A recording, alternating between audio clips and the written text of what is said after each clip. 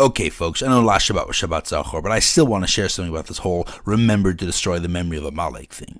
If you're into this kind of stuff, you'll know the most common question is, how can you remember to forget something? Isn't that like a crazy paradox? Well, not really.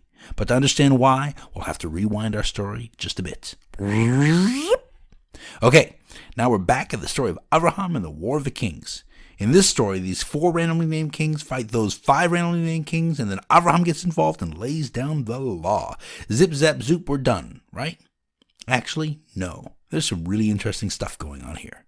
The first hint of this is that the big bad king is named Kedar Laomer. Now, I don't think his mother named him that.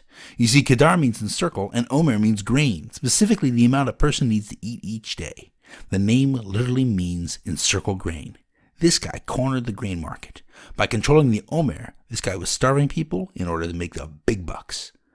It's hard to picture his mother going, look at that little encircled grain, isn't he cute? Even on Facebook, a kid like that wouldn't get many likes. Now, this sort of market manipulation wasn't unheard of. These people weren't economic idiots. There was global trade and all of that. One of my favorite ancient stories is of a Greek philosopher named Thales, who was said to have made a fortune cornering the olive market due to his prediction of the weather. Anyway, 2 cities, Stom and Omera, decide to rebel from Kedar Laomer. Omera is literally the feminine form of Omer, or grain, and Stom means field or orchard. These are agricultural centers. Kedar Laomer needs to protect his business, so he comes in guns a-blazing. But good old Kedar Laomer doesn't just attack the rebel cities. He decides to clean up some loose ends along the way. Among other things, the Torah points out that he struck the fields of Amalek. Up to this point, Abraham has done nothing to intercede. But then Kedar Laomer attacks Stom and takes his nephew, Lot. Suddenly, Abraham goes all special forces on Kedar Laomer. He gets 318 trained guys together, gets Lot back, and kills Kedar and the gang in the process.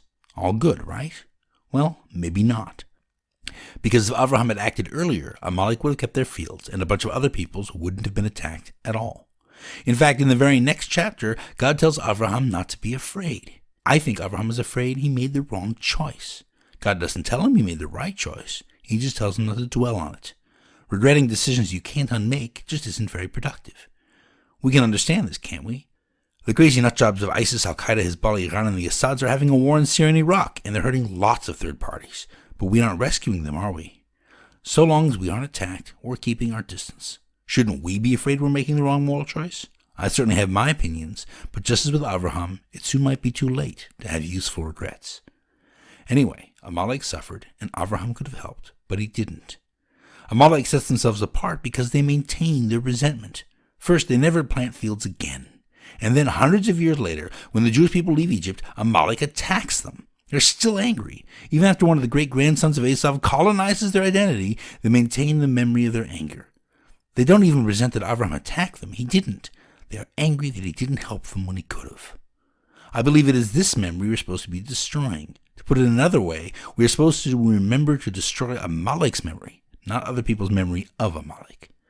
All of this raises the question, why is their resentment such a problem? I think we can see the answer in this week's Torah reading. We read that God maintains kindness for 1,000 generations, but he reckons sins only to the 3rd and 4th generation. In other words, God doesn't maintain a grudge, and we're not supposed to either. We don't hate the Germans of today because of the sins of their parents and grandparents. We don't hate the Spanish because of the Inquisition. We don't hate the Italians because of Titus. And we don't hate the Egyptians because of the slavery.